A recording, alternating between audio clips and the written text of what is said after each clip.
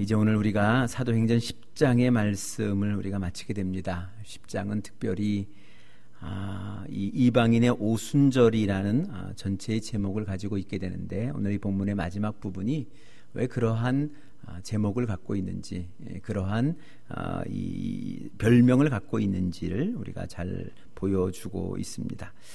여기 특별히 오순절이라고 하는 것은 본래 유대력입니다. 유대절기입니다. 유대 사람들은 특별히 율법에 의해서 1년에 3대 절기, 3번의 절기에는 여한 일이 있어도 하나님의 성전에 모여서 예배드리는 것, 제사드리는 것을 원칙으로 삼았습니다.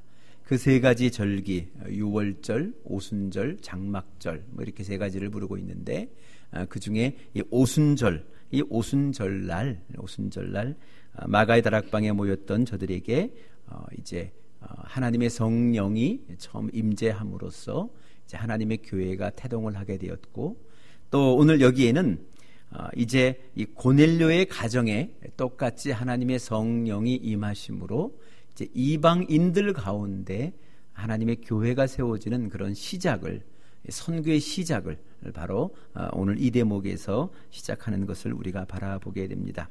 그래서 마가의 다락방 120문도가 모여있을 그때의 120문도들은 다 유대인들입니다. 다 히브리 사람들이어서 저들이 하나님의 사람으로서 본래 태어났던 사람들에게, 오늘 표현에 의하면 할례 받은 사람들입니다. 할례 받은 사람들에게 하나님의 성령이 임하였다면, 오늘 여기는 이 로마, 특별히 이 가이사라라고 하는 이 지역을 중심으로 해서 오늘 여기에 하나님의 성령이 임하는, 그것도 이방인에게 임하는 그런 대목을 우리가 살펴볼 수 있습니다.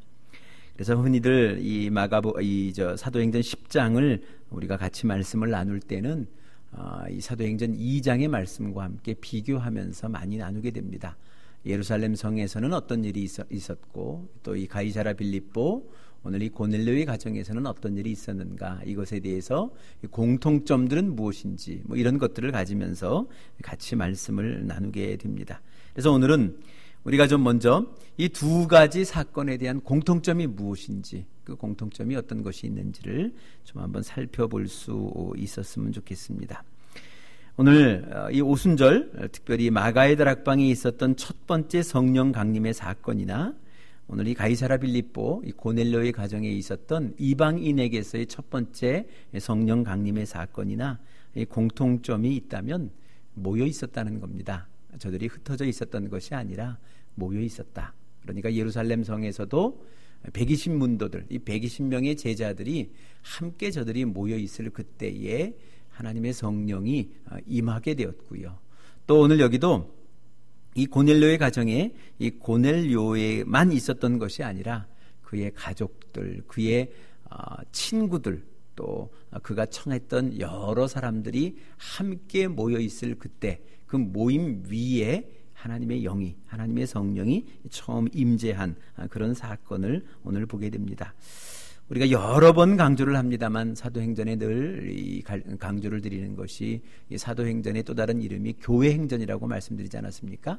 교회의 시작이 언제부터이고, 그 교회가 교회로서 이렇게 성장하고 발전한 것이 어떤 것인지, 그런 과정들이 쭉 기록이 되어져 있는데, 바로 이 대목, 특별히 교회의 대목은 한 사람이 아니고 공동체라는 것을 또 한번 우리에게 강하게 강조하고 있습니다. 그래서 예수님께서도 친히 교회에 대하여 말씀하실 때 2-3사람이 내 이름으로 모인 곳입니다. 그러니까 최소한 2-3사람이다.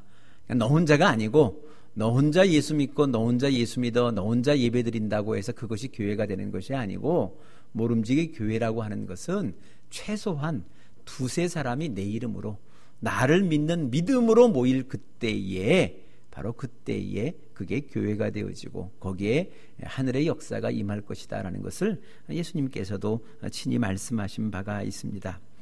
그래, 우리가 조금 생각해 볼 것이, 이 신앙이라는 것은 공동체를 좀 떠날 수 없다는 겁니다. 그래, 우리가 때로는 홀로 골방에서 기도하기도 합니다만, 그럼에도 불구하고 우리의 신앙은 그 시작부터 성장, 성숙에 이르기까지 모든 것들은 이 공동체를 통하지 않고서는 안 된다, 어렵다라는 것을 우리는 생각을 해야 합니다. 마치 돌을 닦는 것처럼 계룡산에 가서 10년을 입산수도했다고 해서 하나님의 성령을 받았다, 이런 예는 없습니다.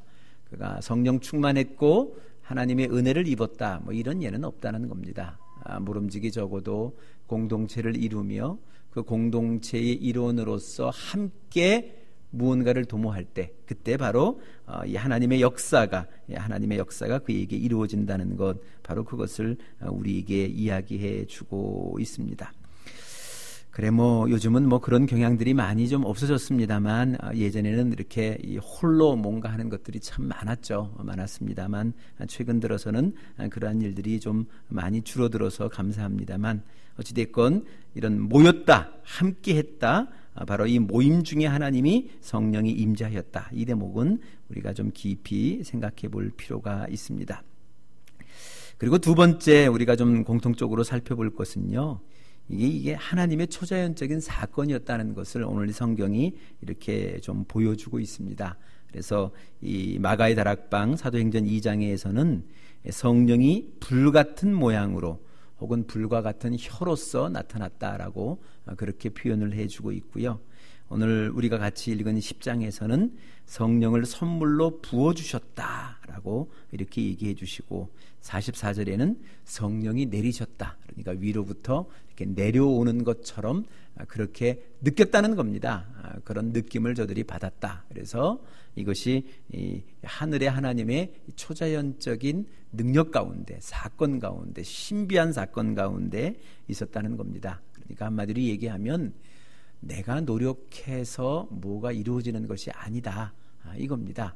우린 자꾸 성령을 우리가 받는다는 동사를 쓰다 보니까 자꾸 내가 성령 받기 위해서 뭘 좀 하면 성령이 내게 임할 것이다 라는 그런 오해들을 합니다만, 성령의 그 모든 주권은 하나님께 있는 겁니다. 하나님에 의해서, 하나님을 위해서 임하는 것이지, 내가 잡아당겼다고 통곡하고 백날을 부르짖는다고 해서 그래서 성령이 임하는 것이 아니라는 것을 우리는 또 한번 생각을 해야 합니다. 또 오늘 여러분들과 함께 좀 나눠보고 싶었던 주제 하나가 뭐냐면 방언입니다. 방언. 이 방언에 대한 주제를 여러분들과 같이 좀 나눠보고 싶은데, 오늘 이 두 가지 사건에 공통점이 있습니다. 공통점이 뭐냐면 성령을 저들이 받으니까 저들이 방언을 했다. 이 대목이 사도행전 2장에도 있었고 또 오늘 이 대목에도 있습니다. 왜냐하면 생각해 보면 그렇습니다. 이 베드로가 본래 이렇게 유식한 사람이 아니거든요. 그가 로마 사람의 말을 할 만한 그럴 만한 분이 못 됩니다. 못 되고 그저 평범한 한 사람이었다면 그의 당시의 일상어투가 이 언어가 아람어입니다. 아람어가 일상어투가 되어지는데, 그것으로 아마 이 아람어를 사용해서 오늘 우리가 읽었던 설교를 했을 겁니다. 그런데 저들이 그것을 알아들었다는 겁니다. 이게 사도행전에 나온 방언입니다. 그러니까 나는 아람어를 하는데 이 아람어를 듣고 로마 사람들이 깨닫고 있는 겁니다. 하나님의 성령의 능력을 따라서 그 말씀의 의미와 뜻과 그 메시지를 깨닫는 겁니다. 그래 그 속에서 감동받고 은혜를 받는 바로 이것이 이 사도행전에 나오고 있는 이 방언입니다. 방언. 그러니까 그래서 우리 그 2장 사도행전 2장을 우리가 같이 공부했을 때도 그런 얘기가 나왔잖아요. 베드로가 성령을 받은 이후에 이제 담대한 믿음을 가지고 예루살렘 성에 나가서 많은 사람들 앞에서 설교를 하지 않습니까? 오늘 설교한 거나 비슷한 설교를 해요. 설교를 하게 되는데 그 설교를 저들이 알아들었다는 겁니다. 각 나라 말로 저들로 알아들었다. 그러니까 아람 말로 했는데 저들이 알아들었다. 오늘로 얘기하면 이런 겁니다. 오늘로 얘기하면 내가 지금 한국말을 하고 있는데 여기 지금 일본 분도 계시고 중국 분도 계시고 러시아 분도 계시고 뭐 다 계세요. 다 계시는데 이분들이 내 말을 다 알아듣고 계시는 거예요. 그렇죠? 이런 놀라운 역사. 요즘은 회의를 하게 되면 각자가 다 이 통역관을 대동하고 이렇게 통역기를 꽂고 듣기도 합니다만, 이것이 없이 하나님의 성령이 그것을 다 통역해줘서 각자의 말로 자기들이 들었다. 이게 사도행전에 나오는 방언입니다. 방언. 그죠? 이게 이 사도행전에 나오는 방언이라면 우리가 대충 대부분들 다 알고 있는 방언은 이 고린도전서에 나오는 성령의 은사 가운데 하나의 방언입니다. 그러니까 성령 받은 사람 가운데 은사 가운데 하나가 이제 방언으로 기도하게 되는 것인데, 오늘 우리들이 알고 있는 기도가 대부분 이제 방언 기도가 그 기도에 속한다는 거죠. 이 기도는 그렇지를 못합니다. 그래서 방언으로 기도하는 사람이나 그 옆에서 그 방언 기도를 듣는 사람이나 이게 뭔 소리인지 다 못 알아듣습니다.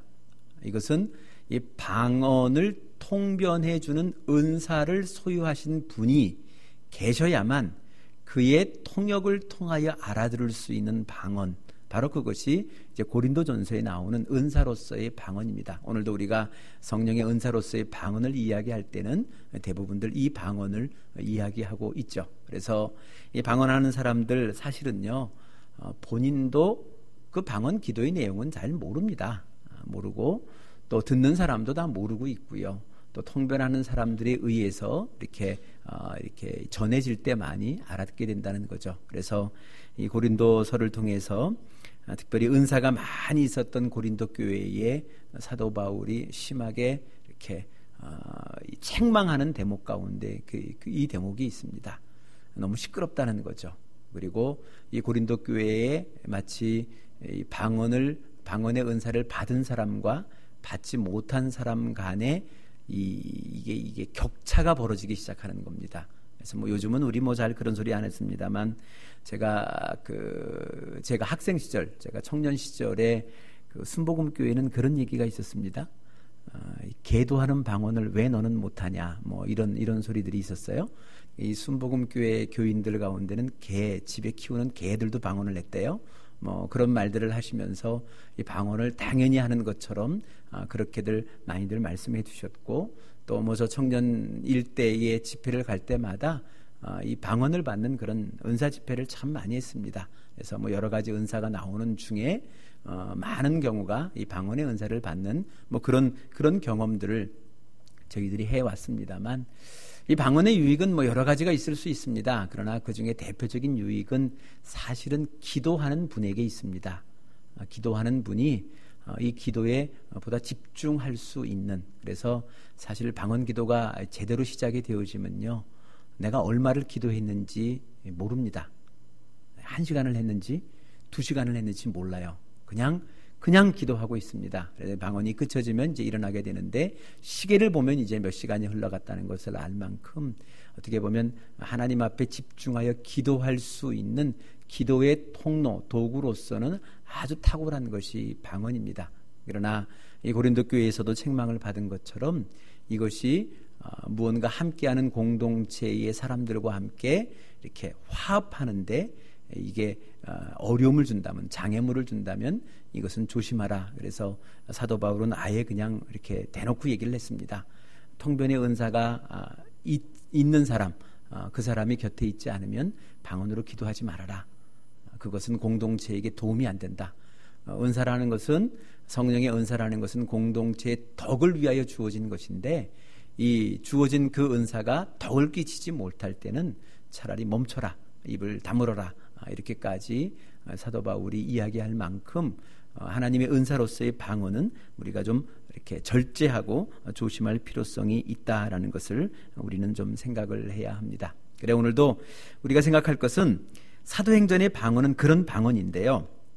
근데 이 방언이 현재 없느냐? 이거는 또 아니라는 겁니다. 이거는 여러분들 선교지 가면 간혹 경험하는 분들이 계세요. 정말 이 자신이 이 억누를 수 없는 그런 이 감동 속에 어쩔 수 없어. 언어가 안 되니까 자기가 알고 있는 이 복음을 한국말로, 내가 알고 있는 한국말로 그에게 전했는데, 그가 무릎을 꿇고 주 앞에 기도하며 예수님을 영접하는 사건들이 있습니다. 지금도 벌어지죠. 그래서 이런 일들에 대해서는 경험한 분들이 참 많습니다. 그래서 특별히 선교지에 늘 말씀드립니다만, 하나님의 성령은요, 하나님이 주도적이십니다. 그래서 지금도 이 시대를 거스러서라도 필요한 곳에는 반드시 주십니다. 반드시 나타나시고요, 반드시 이 성령의 역사를 보여주시는 분, 바로 그것을 우리는 생각을 해야 한다라는 겁니다. 그래, 이 성령을 받은 후에 저들이 방언을 받게 되고, 이 방언을 통하여 복음을 전하게 되고, 이 복음을 듣는 중에 오늘 보시면 저들에게 성령이 임한 거, 이런 대목을 오늘 이 말씀을 통해서도 우리가 좀 확인해 볼 수 있습니다. 그래서 오늘 여러분들과 오늘 본문을 가지고 또 나누고 싶었던 한 주제가, 오늘 이 주제가 있습니다. 여기 보시면 이 듣는 사람들 가운데에 하나님의 성령이 임했다, 이 대목을 좀 우리가 좀 깊이 생각해 볼 필요가 있습니다. 이것은 사도행전 2장의 사건도 같습니다. 마가의 다락방에서는 사실은 누군가 설교한 사람이 없이 하나님의 성령이 최초에 임했습니다만, 그 이후에 이 성령 받은 이 120문도들, 특별히 베드로의 이 설교를 듣고 하나님 앞에 성령 세례를 받고 예수 그리스도의 세례를 받은 사람들의 예들이 이제 2장으로부터 쭉 기록이 되어졌는데, 그들의 공통점은 복음입니다. 하나님의 말씀을 듣는 중에 저들도 성령을 받았다는 겁니다. 오늘 여기 고넬료 가정도 똑같습니다. 하나님의 말씀을 듣는 중에, 저들이 듣고 있는 중에, 바로 듣는 자로서 하나님의 성령을 경험하는, 체험하는 그런 대목이 오늘 이 본문 속에는 분명히 있는 겁니다. 그래서 오늘 그걸 좀 두 가지로 나눠볼 것은 이겁니다. 먼저 한번 우리가 생각해 볼 것은요, 듣는 사람이라는 겁니다. 듣는 사람. 그러니까 한 공간에 같이 있는 사람이 아니고요, 그 공간 가운데서도 듣는 사람. 그런데 문제는 이 고넬료의 가정 속에 이 사람들은요, 지금 모두가 다 베드로의 말씀을 듣고 있었다는 겁니다. 듣고 있어서 그들이 모두가 성령을 경험했습니다만, 한 공간의 문제가 아니라 듣고 있는 사람의 문제라는 겁니다. 그 사람에게 하나님의 성령이 임했다, 이 대목을 우리가 좀 깊이 생각해 볼 필요가 있다라는 겁니다. 그래서 여기 보시면 예수님께서도 특별히 마태복음 13장의 비유를 가르치실 때 첫 번째 비유가 씨 뿌리는 자의 비유 아닙니까? 사실 이 뿌리는 비유가 아니고 받는 자의 비유가 되겠죠, 오히려. 그래서 4개의 밭을 이야기하면서 그 중에 풍성한 30배, 60배, 100배의 열매를 맺는 것은, 그렇죠? 옥토 아닙니까? 옥토. 그렇죠? 이 땅이 돼야 된다라고 그렇게 말씀을 해주셨는데, 바로 그런 겁니다. 다 있다고 하나님의 성령을 체험하는 것이 아니라 하나님의 말씀을 하나님의 말씀으로 듣고 있는 사람. 그것은 어떠냐면, 오늘 이 고넬료의 표현대로 얘기한다면, 지금 우리 주님께서 당신에게 지시한 모든 말씀을 들으려고 다 같이 하나님 앞에 우리가 있습니다. 이게 그의 고백이었거든요. 그러니까 사람 앞에 있는 것이 아니라 하나님 앞에 서 있는 겁니다. 물론 사람의 음성을 통하여 하나님의 말씀을 듣고 있지만, 그 자신의 현존의 생각 속에는 내가 사람의 음성을 듣는 것이 아니라 하나님의 음성을 듣고 하나님 앞에 있다라고 본인이 느끼는 사람, 바로 그 사람에게 하나님의 성령이 임한다. 바로 이것을 오늘 이 말씀이 우리에게 가르쳐 주고 있습니다. 그러니까 한마디로 얘기하면 이 자세가 중요하다라는 겁니다. 어떠한 자세로 말씀을 듣느냐, 이것이 중요하다라는 거죠. 그래서 오늘 여러분들 특별히 이 하나님의 말씀을 들을 때마다 여러분들이 좀 그 마음을 좀 가지셨으면 좋겠습니다. 특별히 예배 드릴 때 제가 잔소리 같아서 이렇게 자주 얘기하지 않습니다만, 제발 좀 조금 예배 시간 전에 일찍 나와서 앉아 계십시오. 앉아서 기도로 준비해 주십시오 하는 그 모든 것들이 다 하나님을 영접하기 위한 나를 준비하는 겁니다. 그러니까 하나님은 계세요. 이미 계시거든요. 근데 내가 준비를 못해서 못 받고 있는 거죠. 내가 지금 이 자리에 앉아서 하나님을 못 보고 있는 겁니다. 그러니 내게는 하나님의 영이, 하나님의 성령이 내게는 다가올 수 없죠. 그렇잖아요?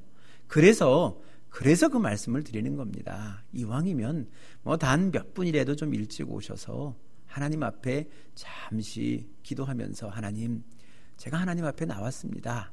오늘 내가 드리는 찬송을 통해서, 또 우리가 드리는 이 기도를 통해서, 또 하나님이 들려주시는 말씀을 통해서 내가 지금 하나님 앞에 있는 자로서 듣기도 하고 부르기도 하고 드리기도 하고 뭐 좀 그런 은혜가 내게 있었으면 좋겠습니다 라는 그런 이 준비되어진 예배가 되어질 때 바로 거기에 이 하나님의 성령의 은사가 주어진다라는 거죠. 그래서 우리가 경건의 삶 훈련 받으신 분들은 우리가 기억하시겠지만 예배 훈련의 큰 대목이 바로 그거였잖아요.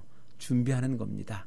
몸으로 준비하고 마음으로 준비하고 시간으로 준비하고 이 준비에 나갔을 때 그만큼 하나님이 채워주신다는 것, 그것도 우리가 경험해 본 것 아니겠습니까? 그래서 우리가 바로 그 자세가 중요한 것이고요. 그래서 하나님의 마음을 우리가 받고자 하는 그 마음이 필요하다라는 거죠. 그래서 오늘 특별히 이 말씀을 시작하면서 베드로가 그 고백을 하잖아요. 여기 보시면 나는 참으로 하나님께서는 사람을 외모로 가리지 아니하시는 분이시고 이 고백을 하거든요. 이 고백은 무슨 뜻이냐 하면요, 이런 고백이에요. 내가 여러분들 앞에 설 만한 위인이 못 됩니다. 이 고백이에요. 내 외모로 봐서는 지금 로마의 장교 집에 들어갔거든요. 그런데 이 피난살이 갔던 이 갈릴리 어부가 느닷없이 초청을 받아 그의 집에 간 겁니다. 그러니까 사실은 굉장히 눌려 있었어요. 눌려 있는데 고넬료의 큰 환대를 받으면서 마음이 활짝 열리게 되고요. 그러면서 고백한 것이 이것입니다. 정말 하나님은 외모로 사람을 취하는 분이 아니시구나. 나 같은 사람도 이런 사람들 앞에 세워서 하나님의 일을 하는구나. 하나님의 사역을 하시는구나. 이 고백이 이 베드로의 고백이 되는 거거든요. 바로 그런 겁니다. 우리 목사들 가운데 특별히 예배학 시간에 우리가 배운 게 하나 있어요. 배운 게 하나 있는 게 뭐냐면 목사들이 특별히 이 강대에서 이 강단 위에 섰을 때 이 넥타이를 조심하라라고 얘기를 합니다. 제가 간혹 반짝이 넥타이 메고 나오죠. 그러면 혼납니다. 여기서 이렇게 반짝반짝하는 넥타이 못 매게 해요. 그리고 좀 이렇게 보기에도 좀 얄궂게 보이는 넥타이, 무늬도 좀 요상한 넥타이, 사실은 예배학에서 설교자는 못 매도록 돼 있습니다. 왜냐하면 이 회중들이 거기에 정신을 판다는 거예요. 오늘 목사님의 넥타이는 왜 저 모양일까? 왜 저 반짝반짝하면서 저러고 왔다 갔다 할까? 이런 생각에 빠져서 하나님의 말씀을 하나님의 말씀으로 못 듣는다는 겁니다. 그래서 설교자는 가능한 한 아주 담백하고 깨끗한 것으로서 그렇게 이 복장을 취해야 된다. 그렇게 가르침도 받거든요. 바로 그런 거예요. 여러분, 누군가 앞에 섰을 때 그를 바라보기 시작하면요, 정말 하나님의 음성이 안 들려요. 그죠? 이 자리에 저뿐만 아니라 여러분이 서시거든요. 전도사님이 서시기도 하고 목사님이 서시기도 하고 타교회 그죠? 목사님이 서시기도 하고 때로는 저희 교회 같은 경우는 섬기시는 이 선교사님들 가운데 평신도세요. 그분들 집사님들 또 권사님들 계시거든요.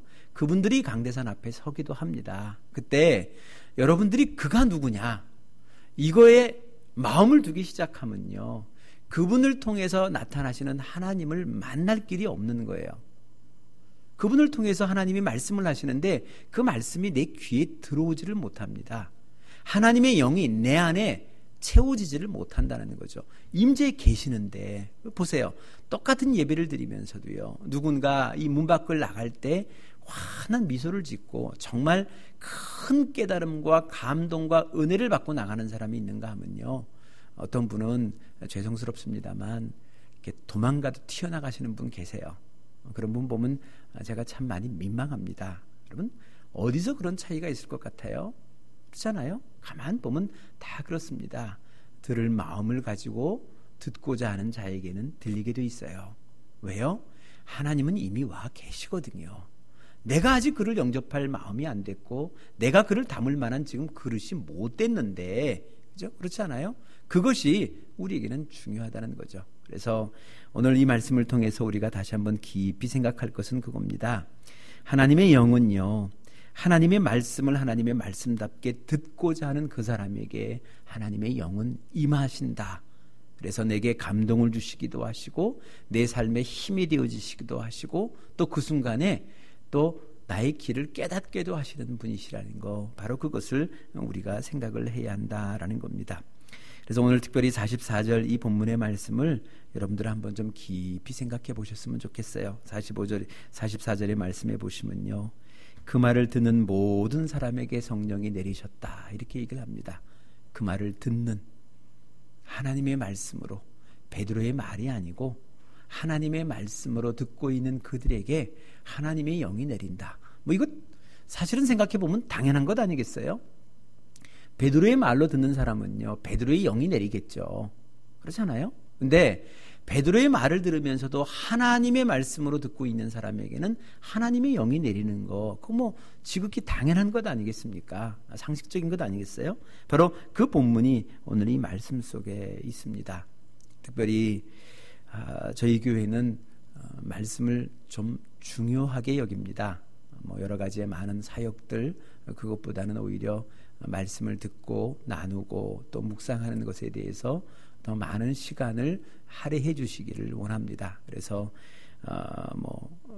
저희 교회에서도 또 뭐 벌써 이 교회는 너무 공부를 많이 시킨다, 뭐 이런 소리를 하시는 분도 계신다고 하는데, 사실은 이 모든 것들이 어찌 보면 다 필요한 겁니다. 나를 위해 하나님의 말씀을 듣고자 하는 것이고요. 또 한 걸음 더 나아가면 그렇습니다. 이제 저희가 하반기 들어서 이제 드디어 우리 개역 성경을 세번역 성경으로 교체를 하려고 합니다. 이제 대충 보니까 한 저희 주일 나오시는 성도님 가운데 한 절반 이상은 세번역 성경을 다 사신 것 같아요. 왜냐하면 생명의 말씀을 그만큼 이제 수강을 하셨기 때문에, 수료를 하셨기 때문에 그쯤 되었으리라 생각이 되어져서 이제 자연스럽게 세번역 성경으로 교체를 하려고 합니다. 이미 수요 이 모임 시간에는 우리가 세번역 성경으로 말씀을 같이 나눠오고 있었고요. 그 이유도 그렇습니다. 이제는 그저 누군가를 앞세워 놓고 내가 그를 바라보며 하나님 앞에 있습니다, 이 단계를 좀 넘어섰으면 좋겠다라는 겁니다. 그렇잖아요? 우리가 특별히 올해가 이 종교개혁 500주년이거든요. 이 종교개혁 500년 전에 사실은 누군가는 목숨을 걸고 한 개혁이거든요. 이 목숨을 걸고 개혁해서 얻은 것 중에 가장 큰 게 사실은 성경이에요. 성경을 얻고자 누군가는 목숨을 걸었습니다. 그분 때문에 우리는 지금 우리말 성경을 지금 읽고 있어요. 그 전까지는 그저 성경은 헬라어, 히브리어 아니면 라틴어 정도, 그것 외에는 없습니다. 그의 목숨 건 사투 때문에 최초로 독일어로 번역이 되어지기 시작을 했고요. 그리고 영어를 통하여서 각 나라 말로 성경이 번역되어지면서 우리에게 지금 한국말로 번역되어 왔거든요. 특별히 이 종교개혁 500주년을 우리가 맞이하면서 한번 생각해 볼 것이 그것입니다. 이제 우리가 언제까지 누구를 앞세워두고, 오늘 이 고넬료의 가정처럼, 이 고넬료는 지금 신앙의 초보자잖아요. 그래서 오늘 이 예수님을 처음 영접합니다. 복음을 처음 듣는 사람이거든요. 그렇지 않나요? 근데 우리는 적어도 이제 그 정도는 아니잖아요. 그래도 또 어떤 분은 몇 대를 이어 신앙인이 되신 분도 계시고, 또 어떤 분은 적어도 내가 당대 신앙이라 하더라도 몇 년은 되시면서 여기까지 신앙생활을 하셨잖아요. 이제는 그래, 누구를 앞세워두고 고넬료처럼 내가 당신 앞에 있지만, 그죠? 당신을 보는 것이 아니라 우리가 하나님 앞에 있습니다, 이 귀한 고백입니다만, 이 고백에만 머물러 있다면 사실은 이 종교개혁이 무색해지는 겁니다. 이제는 여러분 스스로가 하나님의 말씀 앞에 엎드리면서 이 말씀을 읽어가며 하나님의 성령이 직접 여러분들 가운데 임하는 경험들, 그런 경험도 여러분들이 이제는 하실 때가 되었다고 생각을 해요. 그래서 이 개역 성경이 가지고 있는 좋은 점도 많습니다만, 핸디캡 중에 하나가 이미 이렇게 사용하지 않는 어휘들이 많이 사용이 되다 보니까 그 뜻을 좀 이해하기가 좀 어려웠습니다. 그래서 이제 이 세번역 성경이라든지 요즘 쉬운 번역이라든지 여러 사람이 개인 사적인 이렇게 번역을 하신 그런 책도 나오고 있는데, 다양한 책들이 나오는 이유도 바로 그것입니다. 이제는 누구를 앞세워 놓고 내가 하나님 앞에 있습니다, 이게 아니고, 내가 성경을 펼쳐들면서도 내가 하나님 앞에 있습니다, 이제 나에게 말씀해 주십시오, 하나님의 영이 나에게 말씀해 주십시오, 내 영이 그것을 받아 화답하는 그런 기쁨을, 그런 은혜를 내가 좀 누리고 싶습니다 라는 그러한 사람으로 우리가 나아갔으면 좋겠다는 겁니다. 그래서 우리가 뭐 생명의 삶, 새로운 삶, 경건의 삶, 뭐 하나님을 경험하는 삶, 이렇게 계속해서 성경 공부를 하는 이유도 딱 한 가지 그겁니다. 이제는 누구를 통해서가 아니라 오직 말씀을 통해서 하나님을 만나고 하나님의 뜻을 묻고 듣고 하는, 이제 이 신앙의 좀 어른이라 그럴까요? 이젠 적어도 이 어린아이는 좀 벗어나서 좀 이 성년의 기에 들어서야 되지 않을까라는 그런 마음에서 저희는 계속해서 여러분들에게 공부를 같이 하는 겁니다. 그래서 오늘 보시는 것처럼 사실 새벽에도 그렇고 수요에도 그렇고 우리가 이쪽에서 계속 강해 설교를 같이 나누는 것도 그래요. 사실 여러분 뭐 제가 준비를 합니다만 여러분도 조금만 생각해 보시면요, 이만큼 생각하실 수 있어요. 충분히 하실 수 있거든요. 뭐 저도 본래부터 했던 사람은 아니잖아요. 여러분처럼 똑같이 그냥 평신도로서 예수 믿고 그러다가 이제 하나님의 은혜도 받고 하나님의 부르심에 순종해서 이제 여러분 앞에 가르치는 자로 서 있습니다만 똑같았어요. 똑같은 사람 아닙니까? 그랬을 때 이제 여러분도 여러분 스스로가 하나님의 말씀을 대면하면서 그 속에서 하나님을 만나는 그런 은혜, 그런 복, 그런 기쁨을 여러분들이 누려보았으면 좋겠다라는 바람입니다. 오늘 10장을 마감하면서 여러분 그 마음을 좀 가지셨으면 좋겠고요. 1차적으로는 하나님의 말씀 앞에 어떻게 서야 되는가, 또 한 걸음 더 나아간다면 내가 하나님의 말씀으로 어떻게 들어갈 것인가, 이것까지도 한번은 좀 기대해보고 좀 생각해볼 수 있는 그런 신앙인, 좀 어른으로서의 신앙인으로서 우리가 나갈 기회를 만들어 보시면 좋겠습니다. 우리 이 시간 같이 기도하는 시간 좀 가지려고 합니다.